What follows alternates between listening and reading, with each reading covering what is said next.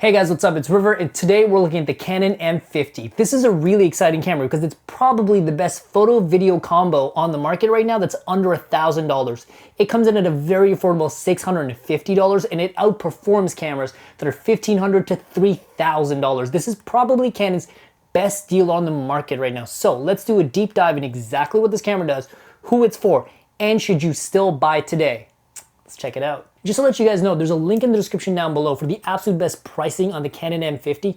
So if you are interested in picking this camera up, I really recommend checking that link out. So this camera actually has really impressive specs. It has a 24.2 megapixel sensor, which is the exact same sensor you find in the Canon 80D, the T7i, and the SL2. But this camera has the new Digic 8 processor. So yes, technically on paper, this camera will outperform those cameras in terms of noise and image quality. But on top of that, this camera is also faster. It does 10 frames per second in photo, while the Canon 80D and the T7i only do 7 and 8 frames per second. So yes, for like less money, you're getting faster photos out of this camera. And this camera does compressed RAW, which is something that those cameras don't do. Basically what compressed RAW is, it's RAW, but it's compressed, so it takes up less size, but you still get the quality and the flexibility of RAW. Basically, it's a much more efficient codec. As for video, it does the standard 24 frames per second all the way up to 60 frames per second. So yes, you do get a little bit of slow motion. And this camera does have 4K as well, which is really, really impressive for a camera that only costs $650. Quick side note, this camera does 120 frames per second, but at 720p. Unless you're in a pinch and you really need that 720p, I really wouldn't use it. It's kind of blurry. It's not the sharpest. Again, it's only 720p. I would say the 1 to 120 frames per second mode on this camera is like a bonus. It's not really something I would regularly use. And something I just want to quickly note, in case someone here is new to cameras or cameras in general, Canon cameras are known for having something called a classic Canon look, and this camera is no different. Basically, Canon is loved and like legendary in the camera industry for having this very specific look to their camera images. Basically, it's got like really good skin tones. Everyone just looks really attractive. Everything looks really warm. The colors are deeply saturated. The blues are just the right hue of blues. The red and the oranges, just the right hue of red and orange. These cameras just have like this really gorgeous look, and a lot of people don't like to do too much post work with their Canon images and just kind of take the image right out of the camera and just like run with it, maybe do a few tweaks. But it's really the kind of camera where like you're working with a specific Canon look. So if you're someone that like already knows about the Canon look, I highly recommend this camera. But if you're someone that's new to cameras, please note that this does have that gorgeous, gorgeous Canon look, and all of your photos will come just looking really good right out of the camera. Canon cameras are very in the current technology window, but what they're doing, they're just doing better than anybody else. I would actually say that like straight out of the box, Canon cameras look better than Sony's, they look better than Reds, and I own a Red. They look better than Panasonic's, they look better than Lumix, anything. Like these cameras just straight out of the box look amazing. A quick side note for my fellow filmmakers out there, taking the combined Canon look with this impressive sensor, I've actually seen several DOPs and filmmakers out there put professional cinema glass onto this M50 and use it to shoot music videos, commercials, and actually I've seen one guy try and shoot a feature film with it. Because at the end of the day, the sensor is what makes the big difference with these cameras. And if you can get a sensor like this for $650, you can get 3 of them for the price of like one cinema camera, and then you just put like a set of cinema glass on it. I've actually seen people do multi-cam shoots with this cute little M50 because the quality out of this camera is as good as like a $3,000, $4,000 video camera. So yeah, if you are looking to do serious video work, you may want to pick up a bunch of these if you think this would fit your shooting style. And also, I think 2 M50s are a better deal than 1 Canon 80D. So if you're still with me and you haven't already gone out and bought this camera, let's discuss the things that make this camera special compared to its Canon counterpart. And what I think those things are: the built-in stabilization, the better performance because of the Digic 8 processor, the built-in 4K. It is, to me, a really big deal that this camera comes with 4K. And last but not least, the fact that this has a much smaller footprint than other Canon DSLRs, yet it performs and outperforms those cameras by a large margin. As for ISO, this camera is very well set up to do good, not amazing, but good low light stuff. The kit lens is really what's going to limit you. This is an f3.2 kit lens, and basically that means is you're not going to be able to let a lot of light in through the aperture in this lens. So if you do want to do like extreme low light photography, maybe pick up like a Sigma lens or a Canon lens that's closer to like 2.0 or 1.8 in terms of aperture, But internally, what's in the camera is not going to really limit you, because at 12,800 ISO, you should be able to get really, really good low light stuff. One of the things in this camera that I'm really excited about is the fact that it has 4K. It does come with 2 caveats, but I promise you the 4K in this camera is still very, very worth it. The 2 caveats are, this camera actually crops in when you go into 4K mode. Basically what happens is it crops your sensor and it makes your sensor size smaller, so it looks like your image zooms in, but that's actually a good thing because this is a 15 to 45 millimeter lens. So if I'm shooting something that's really far away, I will actually go into 4K mode and get closer to my subject. While like it's not ideal because it's better to have just like a long telephoto lens, but in a pinch when you really need that extra bit of range, like because you're on vacation, something's far away, you're shooting something on the job and you need that extra little bit of range, that sensor crop is actually a very, very good thing. The other thing to note is that when you go into 4K mode, you can only shoot at 23 frames per second or 30 frames per second, so you can't do slow-mo in 4K. But to be honest, like most cameras that are $10,000 struggle with 4K at 60. Like that's a really, really like high-end feature that I would not expect in a $650 camera. The Canon 1DX Mark II does 4K at 60 and that's a $6,500 camera. This is a $650 camera. So big price difference. But otherwise, I think the 4K in this camera is really, really useful. If you're any kind of content creator, YouTube creator, someone that just like really needs flexibility in post, shooting in 4K will help you stabilize footage.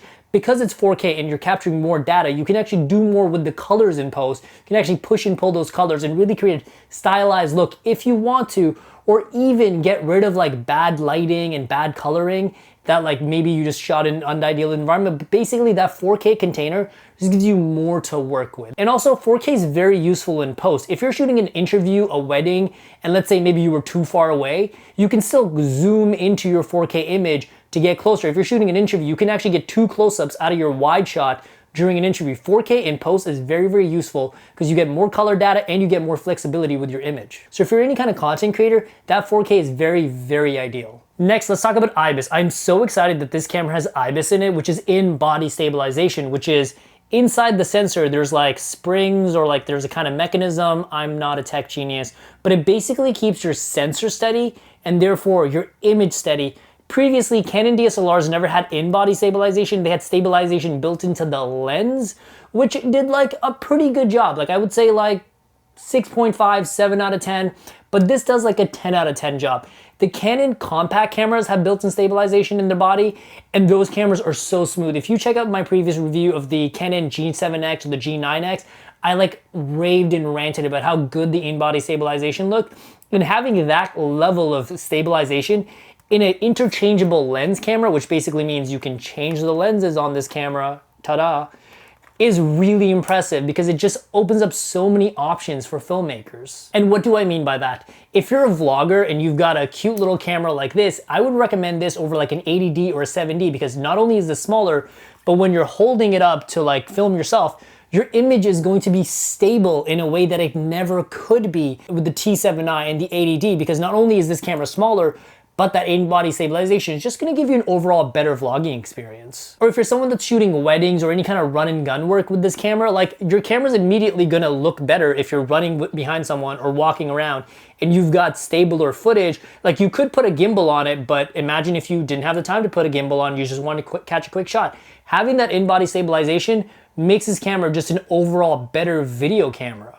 And just overall, having the stabilization built right into this camera, having it be so small just gives me more options, especially for travel filmmakers or like if I'm just going on vacation. If you're not a filmmaker and you just bought this camera for yourself, I understand you. But if you're in that kind of situation, it's just better to have the stabilization built right in. It lets me choose any kind of lens I want. I'm not picking a lens just because that stabilization built into it and this camera's smaller. Like literally, I think this is the best handheld run and gun camera from Canon right now, because of that in-body stabilization. Since we're on the topic of in-body stabilization, I thought I'd share this neat little trick that I realized I could do with this camera with the built-in stabilization and the built-in time-lapse feature in this camera. Now, most Canon cameras have a time-lapse feature, so that's not too exciting. But because you get that built-in stabilization, you can actually make hyperlapses with this camera. What is a hyperlapse, you ask? Well, put a little description or like a little video over my face at this time. But basically, it's where you take your camera and you put it into time-lapse mode. Your camera takes a photo every 1 second and you walk forward or your camera moves somehow through a space and it actually moves through it like a time lapse. And you get these beautiful, beautiful videos where like you see someone walking through a city as everything kind of whizzes by them. You see someone on the front of a boat and like the world whizzes by them. But hyperlapses are a really, really cool feature that I only thought my iPhone could do affordably. But this camera for $650 gives you killer hyperlapses. Last but not least, let's talk about the autofocus in this camera. Now, Canon cameras are known to have very good autofocus, and that's not a surprise. That's like Apple making a phone that's awesome. That's like Ferrari making a car that's fast. That's like Vin Diesel making a movie that's super, super bad. Vin Diesel, why are you making such bad movies? But this camera has great autofocus, and the two reasons that I really, really like the autofocus in this camera is, one, this has a touchscreen. Now, a lot of cameras have touchscreens on them, and you can actually tap and pick the thing you want in focus.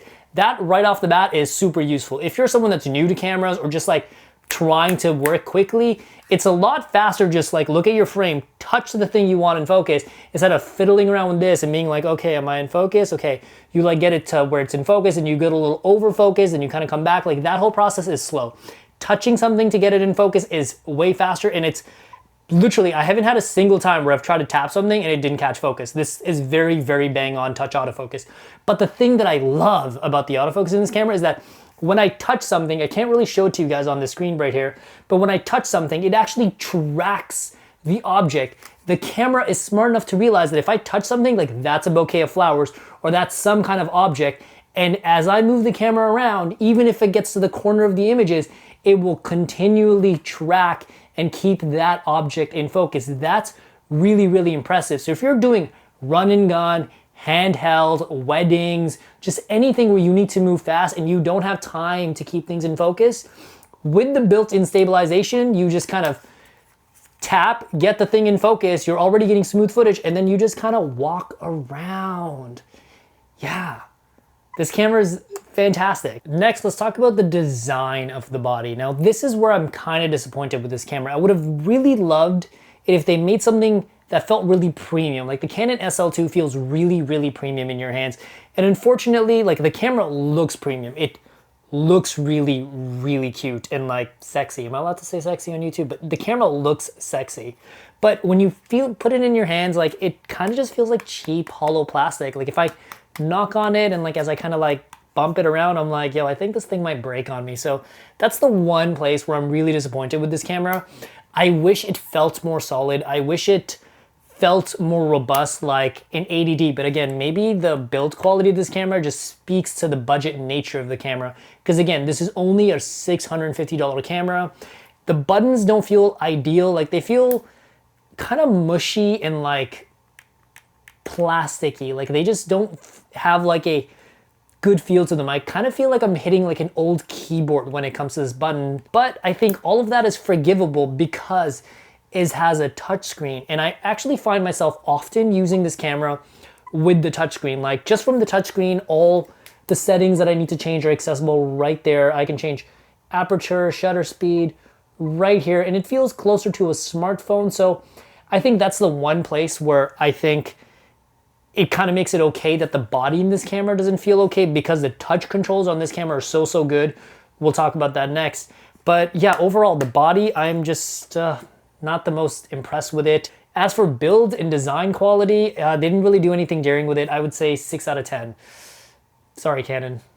While we're on the topic of hardware, this camera does have an external mic jack. Now that is useful for a few reasons. If you're shooting like a wedding or maybe some kind of like documentary, this way you can add a wireless microphone and have your subject far away from the camera. Maybe they're like really far away and they walk towards the camera.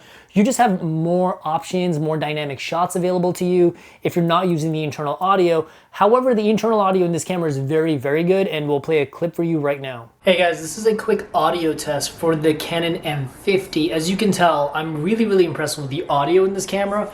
And despite this being internal audio, this camera sounds pretty dang good. Let me know down in the comments below if you guys think this is good enough audio for daily vlogging. I think you might have a bit of an issue if you're in a very loud environment, but just like day to day, it's pretty good audio. But the fact that this does have an external audio jack available to you is very, very helpful.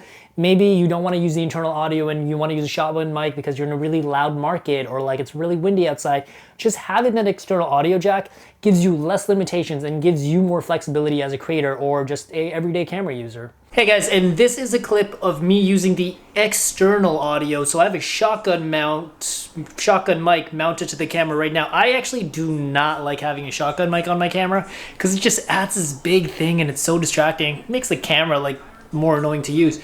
But this is external audio and I don't think it's a whole lot better than the internal audio. Like, it is definitely better and this will help in loud environments, but I don't think it's such a big jump that it's like a must-have. Like, I think the internal audio gets you 8 out of 10% of the way there. 8 out of 10 of the way there, and I think the internal audio just like makes it, just polishes it. But I think honestly for like 90% of us, internal audio will be just fine, and the external audio is a bonus. I don't think there's much more that this camera could have done in terms of audio. I would say 10 out of 10. Very, very happy with the audio in this camera.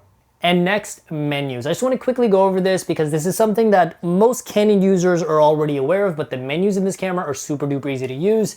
I love the fact with the touchscreen, you can just quickly scroll through all of them. But what really makes the menu system in this special is that it actually has a guide mode built right in. So if you're someone that doesn't understand what these settings are doing to your image or what any of it really means, it has a guide mode built right in that actually kind of gives you little hint boxes like, hey, this is what this is doing. Hey, this is what this menu is for.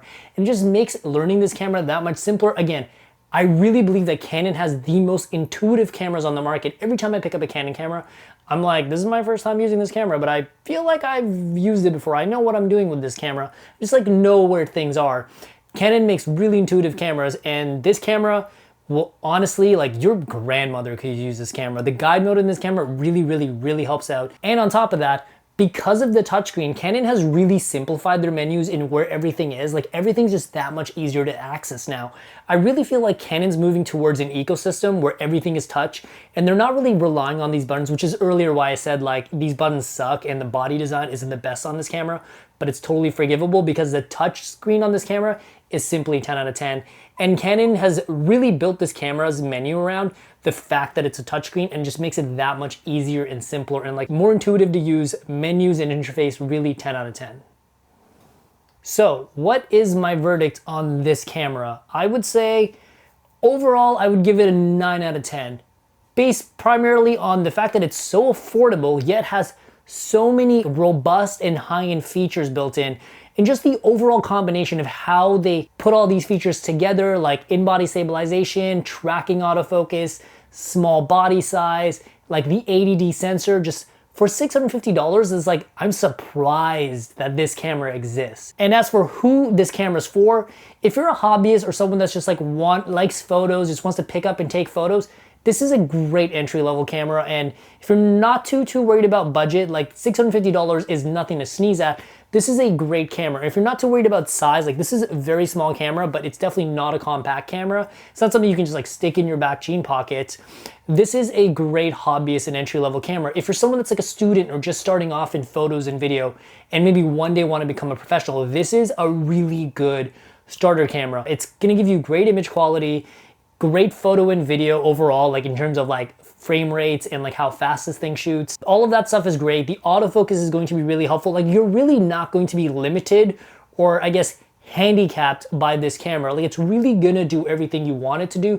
The only thing that I can see you kind of wishing you had was 4K at 60. Yeah, 4K at 60 in this camera at $650 would be a lot to ask for. But for $650, this camera really packs in a lot. And lastly, for pros. Now, this would make a great B camera if you're someone that's got a 5D Mark IV or Mark III or any kind of like high-end Canon camera like a C100. So make a great B camera for you. And this would also make like a good action camera. Like, you could put this on a car mount. So if you want to get like tracking shots on a car, this would make a good gimbal camera. And it'll match really well to your other Canon cameras. Hey guys, thank you so much for joining me on the Canon M50 review. If you are interested in this camera, there's a link in the description down below. Be sure to check that out for the absolute best pricing on this camera. As always, if you have any questions whatsoever about this camera or other things we talk about in this channel, hit me up in the comments down below and I'll be sure to get back to every single one of you. As always, be sure to like and subscribe for future content. Until next time, guys.